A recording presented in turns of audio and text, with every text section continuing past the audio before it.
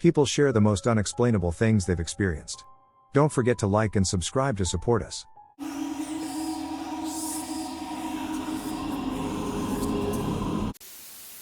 When my sisters and I were little, we used to spend the night at our grandparents' house quite frequently. It was just a tiny house, so there probably wasn't much need, but I remember my grandpa would always check in on us before turning in. He died in December of 2018. I was living with my mom then, having only just gotten out of a bad relationship in September. Anyway, the night we got his urn back, I remember being woken up because my door opened on its own. Something that had never happened before, because the door was heavy, and sat crooked in its frame, so it wasn't easy to open. And yet it just did. Coincidentally, on the same night Grandpa's urn came home. I'm not a huge paranormal buff or anything like that, but I couldn't help feeling like maybe he was checking in on me. When I was in high school, I only drank coffee at work, a produce department in a grocery store. One day at home on a weekend morning, Saturday or Sunday, forgot which, I decided to drink coffee while home for the first time. It was a big deal because if I ever tried something new or different, I'd get the stupid comments from my parents. "Oh boy, Bucko is drinking coffee. Here comes the hair on his chest, it's going to stunt your growth, no more juice boxes, ect." For some reason I cannot explain, I placed a folded up paper towel on the counter in front of the coffee pot. My mom got coffee right after me and set her cup on the paper towel, poured her coffee, and her cup split in two, spilling the coffee. The paper towel absorbed almost all of the spill. Now, we never put a paper towel down like that. I don't know why I did it, and that was the only time I've ever seen a coffee cup split in two. My mom was freaked out because she thought I saw the future or something, and I cannot, to this day, explain why I did it. My, now ex-wife and I moved in with her dad after we relocated to a new state. He has this huge house that he had converted from a barn. I took a job working overnights shortly after we got there. On my days off, I'd stay up all night to keep my sleep schedule. One night we were playing Yahtzee at the kitchen table. We both heard someone walk from our bedroom, right above the kitchen, down the hallway to the top of the stairs. I got up and nearly ran to the stairs to see who was up there, because it should have been nobody. I went up the stairs and down the hall to our bedroom, checking the other rooms along the way. No one in the other rooms, no one in our bedroom, and I passed no one on my way up. I'm not saying it was ghosts or whatever, but 20 years later I still have no real explanation for those sounds.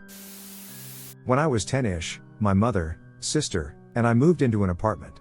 2 beds, 2 baths, but from the start I couldn't handle using the bathroom in the room my sister and I shared. Something just felt wrong in there, like the bathroom was breathing and I was being watched, so I used my mom's. Eventually, my sister refused to sleep in our room at all and moved her mattress into the living room. I got sick a lot during the year we lived there. At night I sometimes woke to the sound of footsteps approaching my bed from the bathroom, and when I would sit up to look, the sound always stopped. I begged my sister and her friends to keep the bathroom door closed after coming in to use it, but they'd often forget, and I'd wake late at night to a black hole in an open door and that breathing sensation. Eventually my sister's boyfriend, who often spent the night, told her he sometimes saw shadows looming over my bed at night. My religious grandma visited once, stepped into my room, and started speaking tongues. I don't know, it all sounds superstitious and hokey, but that place messed with me until we moved. Something disguised itself as our dog. Started when my husband woke up in the middle of the night to see our dog at the foot of our bed. Their eyes were dark and their mouth didn't look quite right, but other than that, it looked exactly like our dog, Noodle. This thing spoke in a deep voice and said, "Go back to sleep, I'll see you in the morning." Repeatedly. Our household was hearing unexplained growling throughout the night coming from the hallways around 3 a.m. Both dogs were asleep near us, so it wasn't them. Husband would see this thing a few more times in the middle of the night with our dogs. At one point, I saw it myself. Had my dogs locked up in the room while we ate. From the corner of my sight, I see my dog peeking around the corner of the hallway that leads to our room. I thought the boys somehow got out of the room, so I checked on them. Nothing in the hallway, and the door is still closed. At random times, our dog's hair will stand up, and they'll growl and bark and seemingly nothing. My husband saged the house, didn't work. My roommate did it, and it went away, so maybe it was attached to her? Anyway, I still can't explain this.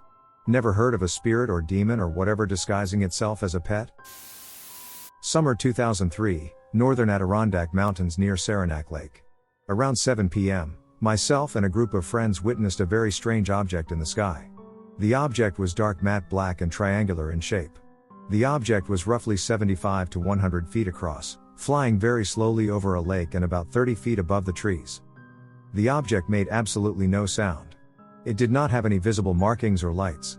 It slowly flew from one mountaintop, over a lake, then over another mountaintop. A distance of around 3 miles. Once it reached that mountaintop, it was out of our line of sight. This event lasted around 15 to 20 minutes. All of us experienced a sense of dread, unable to do anything except stand and stare at this thing. I wanted to run, get in the truck, and get out of there, but my body and mind were frozen in fear.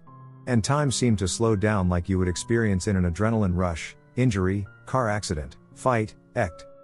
Discussing the event many times with my friends, we all remembered the same exact details about the object, compared sketches of the event with each other, and all experienced the frozen in fear effect. We were not under the influence of drugs or alcohol. At that time, we were all around the age of 20.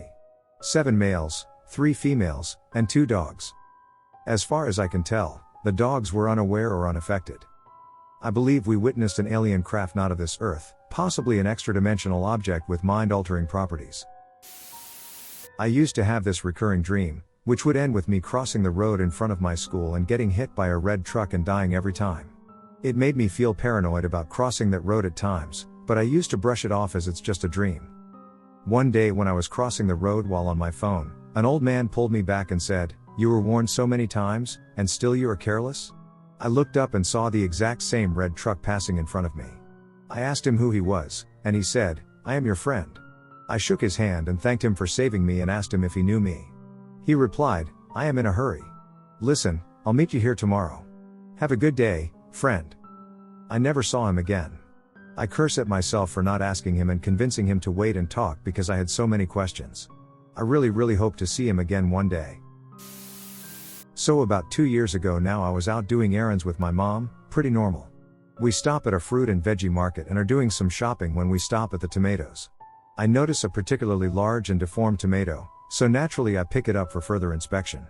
I turn this tomato around, and underneath is this really gross looking rotten spot. It's all green and mushy. I put it back down, and we pay and leave. Now this is where it gets really weird. We make a last stop at the grocery store before going home for some other items, and while walking through the produce section, I notice in the pile of tomatoes an eerily similar looking one to the monster I had picked up at the market. I had this super odd feeling come over me, almost like deja vu. I picked up this new tomato, and I swear to you it was the exact same tomato. Same large size and deformity and the gross rotten underbelly. My mom thought I was insane and brushed it off because I was freaking out about this interdimensional tomato. This sounds so stupid as I'm typing it out, but I swear I picked up the same tomato in 2 different places within the span of an hour. Many years ago, I was going on a week-long business trip. I had begun to suspect my boyfriend at the time wasn't faithful and, as a result, felt apprehensive about being gone that long. The morning I was returning home, the room phone rang, and it was him. This was odd because our routine was to call each other in the evening, so I was immediately on guard. Then I realized he wasn't calling from his place because the background sounds weren't right, if that makes sense. I confronted him, and he admitted he'd been out the night before, had overindulged, allowed himself to be taken home with someone, wasn't sure of her name, and had no idea where he was or where his car was, for that matter. In his diminished state, I got him to admit he'd been unfaithful to someone else as well and told him this was the end for us and good luck finding your car. Due to my state of upset, when I looked at the return ticket again, I confused the flight number and the departure time and missed my flight. The nice lady at the airline counter could tell I wasn't having my best day and was very accommodating, but there was going to be a considerable wait for the next flight. I was sitting around, fuming and waiting, when a porter walked past with an enormous box on a flatbed. Not quite dishwasher sized, but big enough to get your attention. The return address label was also quite large and bore the name Magda, and the country of origin was Belarus. And I immediately knew he was having an affair with a woman by that name, from that country. Names made up, but that exotic and that far from our home. Sure enough. When I saw him to collect my things, I hit him with this information and thought he was going to pass out. He got so pale. IDK how that happened, but true story. Once my boyfriend and I were driving to his house. It was probably at least 10 p.m., and the road we drive is basically a road between masses of fields and a few scattered houses. It has been wet that night but is no longer raining. He was driving, and I was just sitting idly talking, watching the completely straight road ahead, when out of the corner of my eye I saw something leaving the driveway of a house. I turned to look, I can still remember, red tail lights, silver alloy wheels, black Range Rover. It was reversing out of the drive. I was so sure it was there that I leaned forward and pointed out the windscreen on his side and said, "B, watch that Range Rover."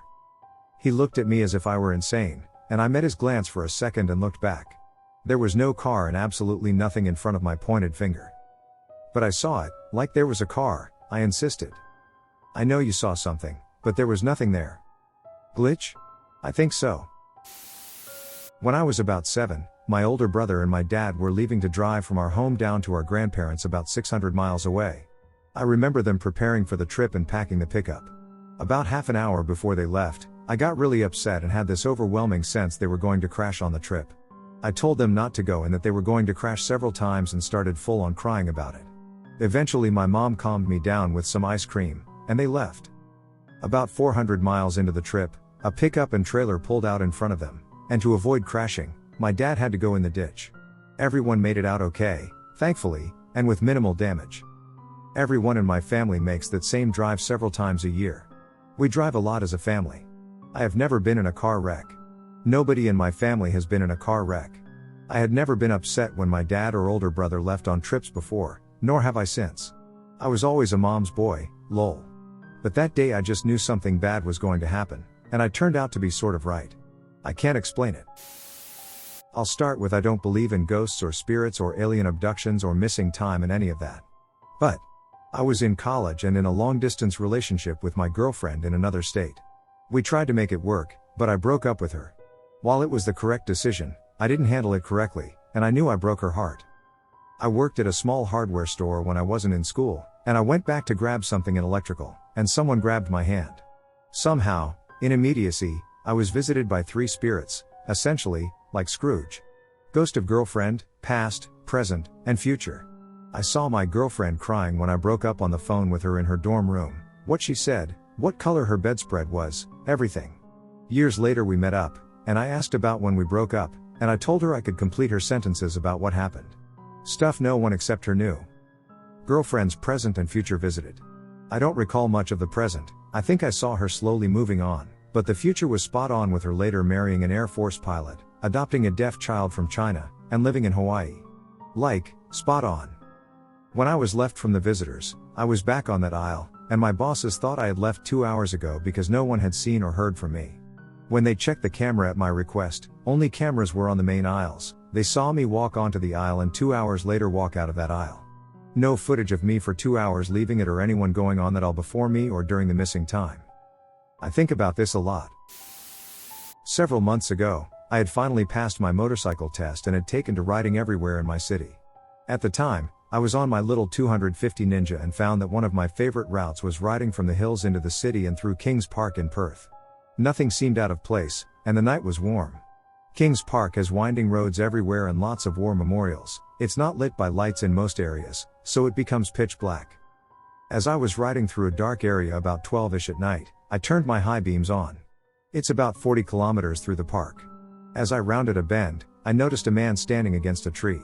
Since I didn't want to blind the poor bastard, I turned my high beams down. In that split second of doing that, the dude disappeared. I had to do a double take. Was I imagining that shit? I stopped my bike and looked over. Nobody was there, no bark on the tree to show a silhouette of a man, no bush close by too. I noped out there quick as, fair dinkum, it scared the living piss out of me. What I find most bizarre about the experience is that at the base of these trees there is a small plaque that commemorates the life of a fallen soldier in the war.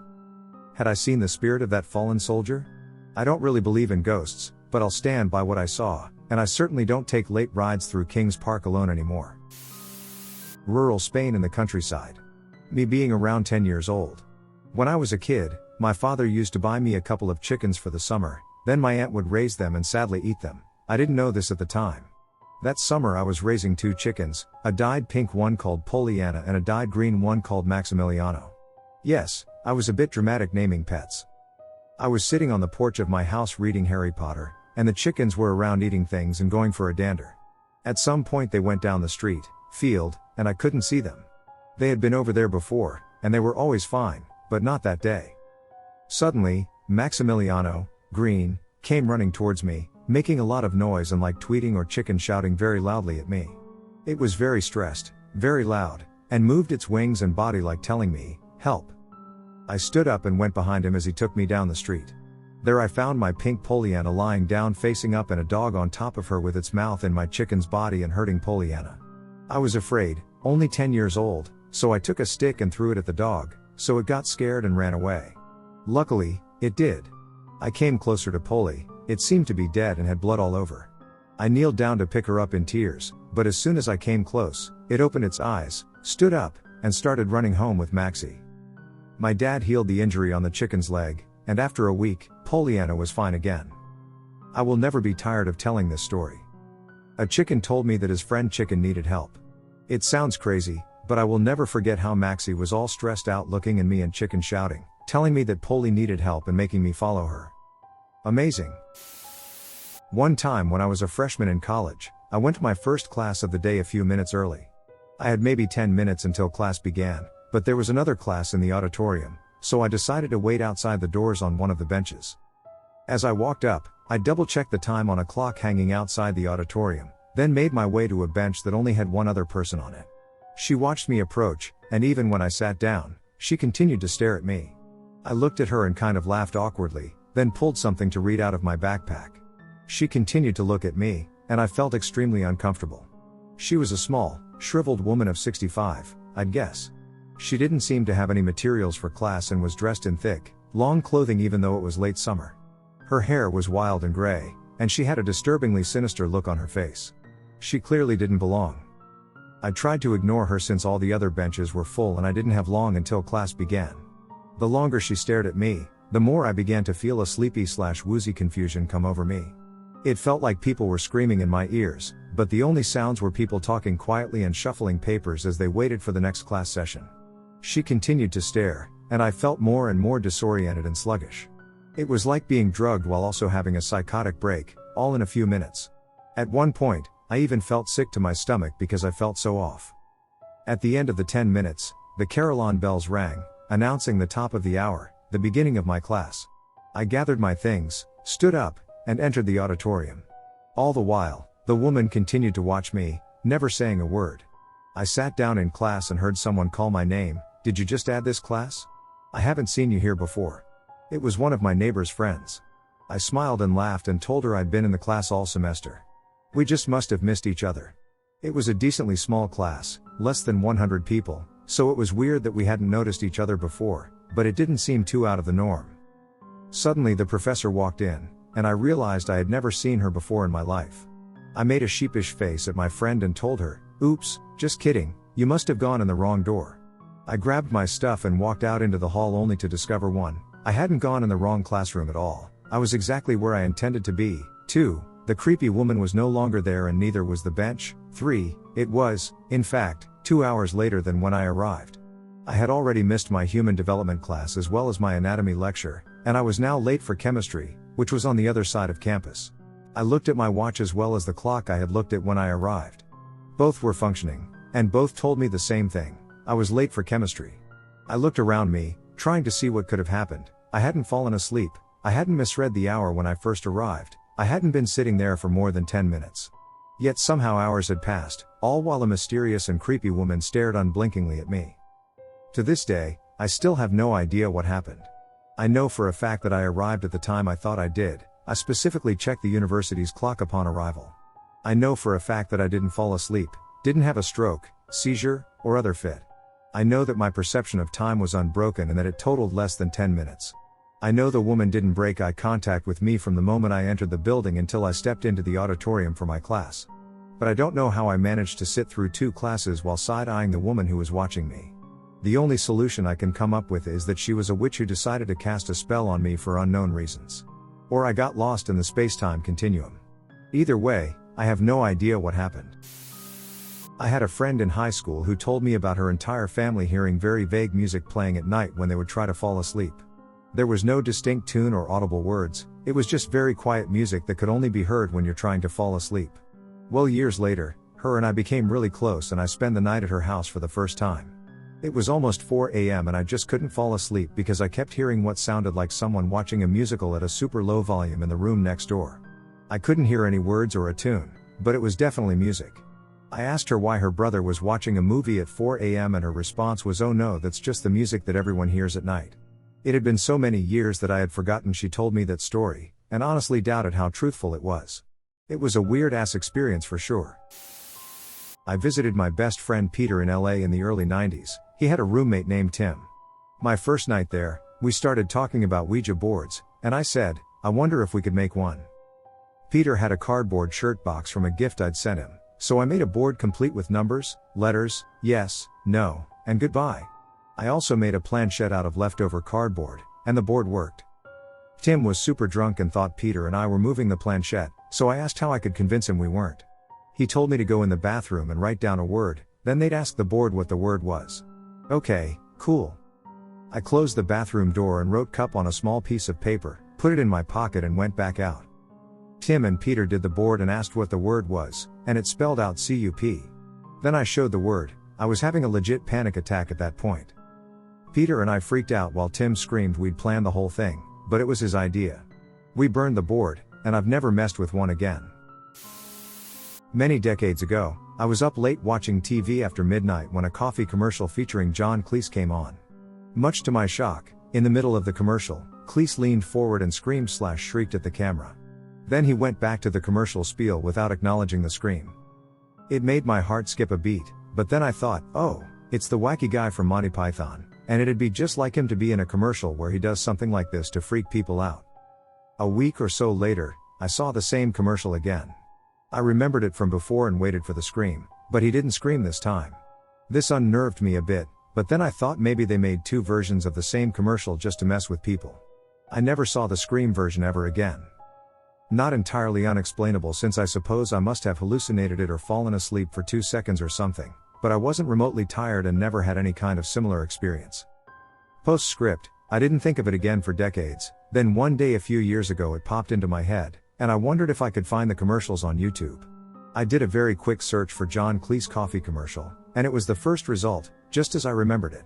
1986 Maxwell House Coffee. But there was only the normal version of the commercial.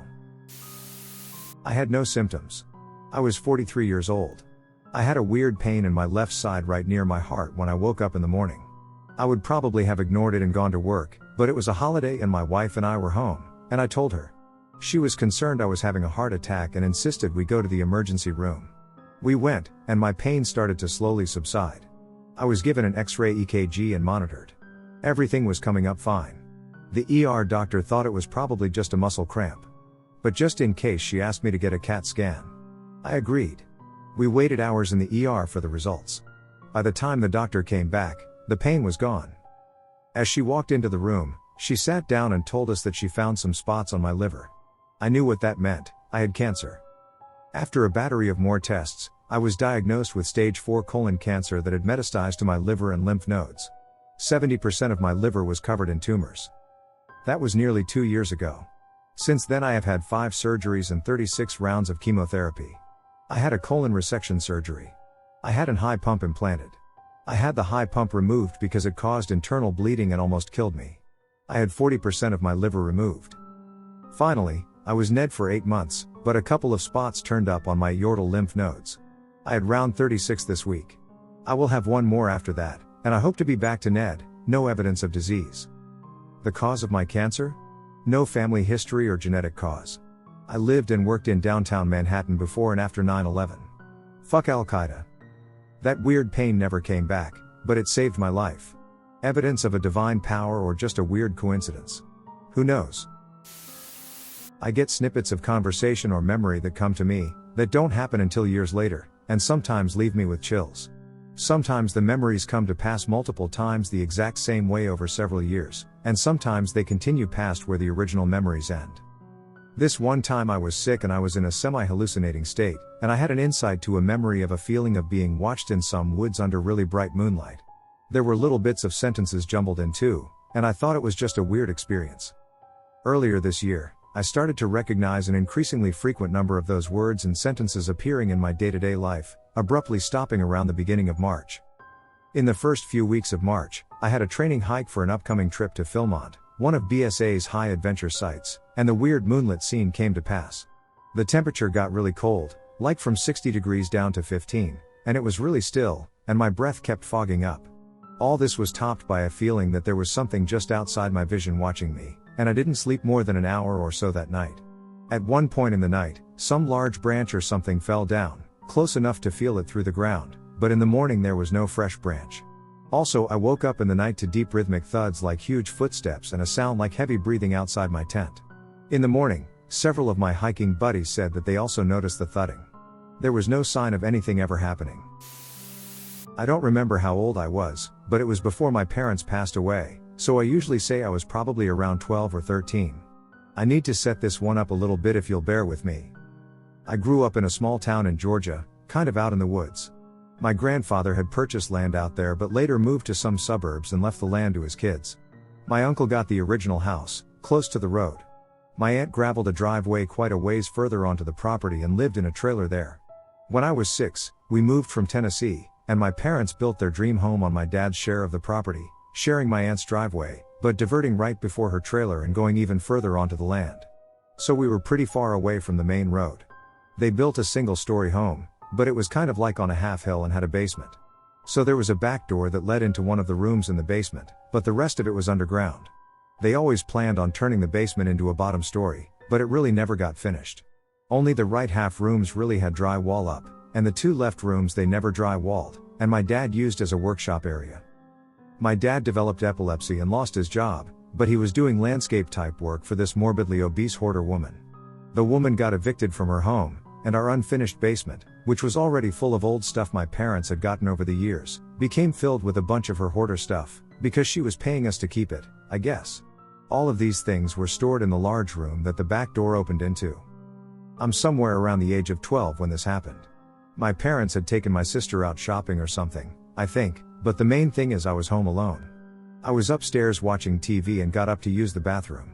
I'm in the hallway, and I hear music coming from somewhere. I finally trace the music to coming from a vent down close to the floor. 12-year-old me knows the ventilation ducting is in the roof of the basement. So I decide to go on an adventure and put a stop to this music.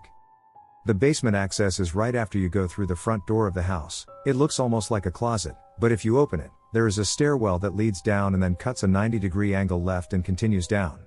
So when you're standing at the top, you can pretty much only see stairs and walls and no basement. I always hated it, and it creeped me out, and that stairwell usually had the only working light, and because you went underground, the basement was always way colder than upstairs.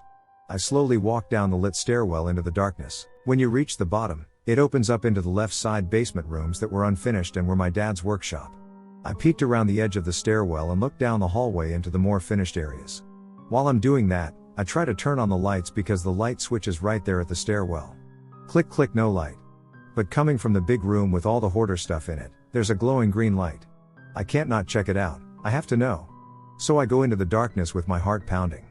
I make it to the access way of the room and stand there for a second or two, getting my bearings and trying to figure out where the light is coming from. In the very middle of the room there's a path cutting through all the junk and they're leading to the back door, and right next to the back door sitting on some old dressers is a really old, really big stereo system my dad had picked up. It was on playing some radio station or something, with the little green screen causing the weird green glow. I run in and grab the plug and unplug it real quick because I didn't want to take time in the creepy darkness to try to figure out which button turned it off. I tested the back door real quick, which was always locked, to make sure it was still locked. Then I take off like a demon is right behind me, towards the light of the stairwell, and zip back up the stairs and slam and lock the door to the basement. Take a breath. Laugh at myself for being silly. Go back to watching TV. After a little bit, I decide to go back to my room and get a book I was really interested in. Crossing through the hallway, I heard a sound that made my hair stand up, and my eyes actually started to tear up. I still have zero explanation for it to this day. But there was the music again, drifting up through the vents. I took off running out the front door, ran all the way up the driveway to my uncle's house, and refused to leave until I heard my parents driving down the gravel returning home. When we got home, I made my dad come and check it out with me. Sure enough, the radio was plugged in again. My dad said maybe I had grabbed one of the other plugs that was laying down near the outlet, but I remember the radio had been the only thing plugged in when I grabbed it. He also said it was probably an electrical issue in the radio that had made it turn on since it was so old. But fuck that property and fuck that house. I played in the woods all the time and would find old Native American arrowheads. If you climbed through a barbed wire fence and went onto the neighbor's land, There was the foundation from a burnt-out settler home from the 1800s with 3 graves at it. All of my family members had stories about seeing weird stuff in the woods. Both of my parents died in that house, and one of the tenants that rented it after I went to live with my grandparents said they saw my mom. I don't believe in ghost stories and think people make most of that stuff up, including the seeing my mom thing and a lot of the stuff my family saw in the woods. But I know I fucking heard that music, and I know I unplugged that radio. My freshman year of college, the first English professor I had liked randomly pairing the class together so we'd all get a feel for working with everybody. One day when she was doing this, I was paying full attention to her, and when I was still waiting to hear my name, she suddenly just went, "All right everybody, pair up with your partners." I didn't hear her name like half the class. The girls I sat next to turned to each other, all excited because our teacher apparently paired them together, and one of them almost comically said, "When she said our names together, I got so excited." I had to sit there awkwardly until my partner came to me because I hadn't heard my name or who I was paired with. I heard her name the first couple groups, and what was apparently the last couple groups, but it was like somebody cut out all of the ones in the middle. I had never before experienced a loss of time like that, haven't since, and I still don't understand how or why it happened. I was perfectly hydrated that day, I wasn't that tired for once, I didn't feel/wasn't sick, I was paying perfect attention. I'll never forget how confused I was that my brain just skipped out on hearing half of the names that she called out.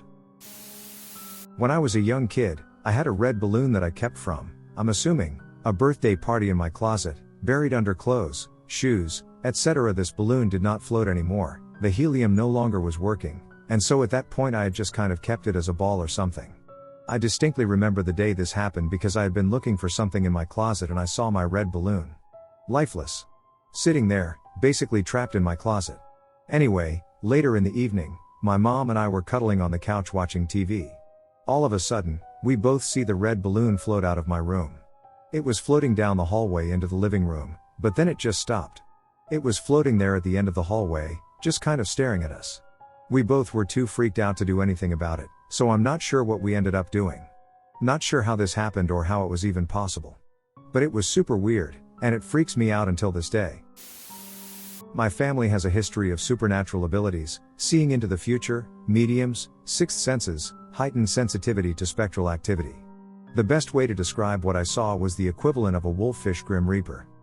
So when I was little, about 8 or 10, I was with my family on a walk around our urban trailer park. There's one part of a street that is a dead end leading into the woods. As we passed there to head up that street on our way home, I saw it standing in the trees. Huge, bigger than any wolf I've ever seen, almost as tall as a person. It had glowing eyes, I think they were white or gold with a shaggy black coat. It just stared at me with a sad gaze, like it was pitying me. Then my mom called to me, and I turned to look at her. When I looked back at the wolf, it was gone. Later that week, Mom got a call. Her grandfather had a week to live, his x-rays lit up like a Christmas tree to show many malignant tumors. Even as a young girl, it hit me like a freight train. That wolf was warning me somehow. When I spoke to my native studies teacher, a Micmac elder named Dave, he explained that it may have been a spirit telling me of his passing. He explains that he himself knew spirits as a boy, even if he hadn't been connected to his native past and faith at the time. They are especially attracted to children and try to protect and guide them.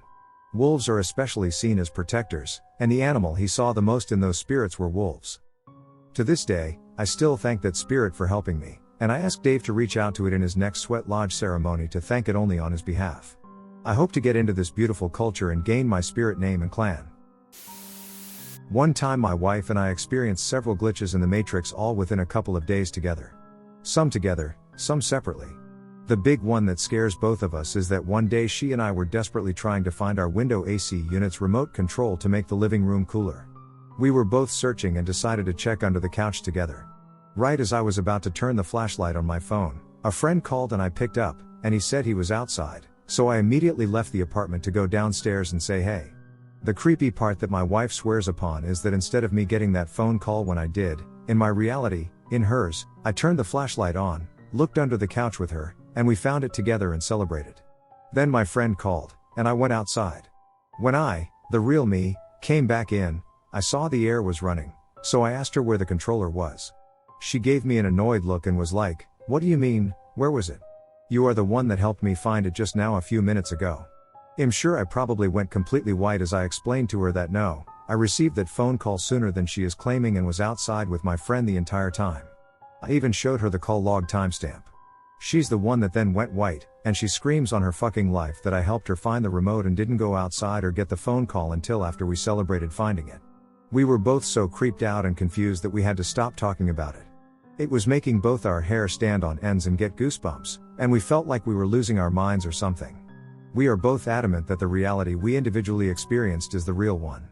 So neither of us know who that person was that looked and acted just like me while I was actually outside the entire time. Definitely some sort of scary glitch. After that, we each had a handful of other terrifying glitches happen to us both separately and together not long after this experience, but they stopped after a few days. It was like we messed up the programming, or due to that one glitch, it caused a butterfly effect of more glitches until the universe settled back into where everything should be for everyone. It was creepy as fuck but also really cool and intriguing. A couple years ago, a good buddy and I went up to the place my folks had recently bought to check on construction progress, read, sight a new rifle and get a bit drunk. After a couple hours, we're hanging out at the end of the as yet unpaved driveway, working our way through a few cold ones, when a random truck rolls up the driveway. Out pops a guy with a Children of the Corn vibe and a middle management dress sense. We were just relieved at first that he didn't appear to be a cop. He says hi, introduces himself vaguely, and starts asking pretty pointed questions about us personally, like how much we paid for the place, what the plans for the land are, 80 acres in the middle of nowhere, etc. We answer just as vaguely, albeit politely, offer the guy a beer, and make polite hints he's welcome to clear off at his earliest convenience. Which he does with no great haste. Whatever. People are weird in the country, especially when a previous potential buyer wanted to turn the place into an industrial hog farm, apparently. I get being a nosy-ish neighbor, I guess. So we shrug it off and go back to our beers and decide to make a little campfire as it's getting dark. This is when it starts to get a bit weird. Since he and I both worked a retail job, we had weird days off, and this was the middle of the week. Not exactly a party night at the local campground. We start hearing some weird stuff from the houses across the street. They're not close enough we can see clearly what's going on, but close enough we could hear the sound of people talking at a normal volume. Not that weird, right? It's nowhere. No industrial or highway noise, sound carries. But we start to realize there's something rhythmic about the sound we're hearing. Not musical, but organized, almost chanting. We're getting a little weirded out, but they're not specifically bothering us, and we're big tough men, after all, with a hunting rifle in the trunk, and enjoying a night off with a fire and the stars overhead. Every now and again we'd hear some animal or other moving through the tree line behind us and think how cool it was to be out in nature. About 10 minutes later, everything goes quiet. Completely silent. The weirdos across the road, the forest, even the wind just completely dropped off into nothing. With that silence, we both suddenly felt like we had eyes on us. Like we were in the middle of a stadium full of silent fans, all staring unblinkingly directly at the two of us. We didn't even say a word to each other, but at the same time kicked dirt on the fire and grabbed the gun out of its case. We both felt like something was absolutely not right suddenly, and then we heard a noise. It was faint at first and then built. Something was running through the trees, crashing around, not caring how much noise it made. Whatever it was ran right to the edge of the tree line and stopped. There are black bears in that area, but they tend to go out of their way to avoid people. We were sweating, barely breathing. It still felt like thousands of people were staring at us. The hair on my arms and the back of my neck were standing on end. It was silent again for a moment, and we thought the stillness was worse than the noise in the trees. Until something screamed. It sounded like a woman being stabbed to death. I've never in all my life heard anything quite like that. And I hope I never do again. It screamed once, and that was all it took. I think we called out to see if someone was there, but we were both shaken right down to our core. We jumped back into my car and drove out of there as fast as that beat-up Pontiac could carry us. I was a passenger in my mom's car, and we were waiting at some traffic lights at a T-junction. The lights stop you a little further back from the edge of the road so you cannot see the traffic around the corner. There's also big hedges that line the paths, so it's a completely blind corner. The lights turn green, and my mom doesn't move for a few seconds, leaving the brake on. I ask her if she knows the lights are green. She says yes. A few more seconds pass. I ask her why she isn't going then. The car behind us beeps at us to go. She still doesn't move. I ask her if everything is okay when a car suddenly zooms across the road in front of us, obviously going through a red light. I had no idea how fast the car had been going, but I knew it would have done serious damage had it hit us, especially to my mom, as it would have hit her side head on had she gone when the lights changed. The thing is, there was absolutely no indication that the car was coming. Where I live, people don't run red lights, especially on that sort of junction. It just doesn't happen. I was baffled. I asked my mom how she knew the car was going to run the red light. She said she didn't, she had no idea, she just had this instinct that told her to wait. To this day she still can't explain it, she just somehow knew at that moment to wait. When I was about 5 or 6, I got up in the night to use the bathroom. I walked down the hall and noticed the light was on in there, so I had to pee and washed my hands, and I kind of messed around in the cabinet mirror for a minute or so. When I went to leave the bathroom, I pulled the light cord, and nothing happened, the room stayed totally bright. I pulled the cord again, and what I can only describe as a ball of light floated out of the room and down the hall, everything around it lighting up as if it were daytime. It went into my room and floated above my bed. I stood in my doorway, kind of freaked out. It then floated over my shoulder and into my parents' room. As I walked in, it was kind of hovering above my sleeping mother. It stayed above her for probably a few seconds before fading into complete darkness. I was kind of paralyzed with fear, and I was just standing in a black room. My mother woke up and kind of gasped at me and stood frozen on the spot. She took me back to bed as I was explaining what I saw, and she was comforting me and saying it was a dream, etc. A few weeks later she found out she was pregnant, and I to this day believe it was a sign or something. The reason I say this is because a few years earlier she had lost a child, my younger brother. He unfortunately died during childbirth, and she was told that she wouldn't be able to have children again due to complications brought on by the birth. I can recall every detail about that night like it was yesterday, and I'm approaching my 30s now. I was very much awake and lucid but still cannot explain any of what I saw that night. When my friend and I were middle schoolers, right after the time Minecraft Picket Edition came out, we were sitting in my living room trying out the mobile Minecraft. I get an iMessage from my friend, something along the lines of "Hey buddy." I look at him and just ignore it because I'm into the game. Minutes later he gets an iMessage from myself, "What are you doing?" He looks at me and goes, "I'm playing Minecraft, idiot." I laughed until I realized he had just gotten a message. Neither of us sent a message to the other, and we were sufficiently freaked out. The phantom conversation continued for 6 or so more messages, from playing Minecraft to "okay, goodbye." To this day, neither of us know what the heck it was. Pretty creepy though.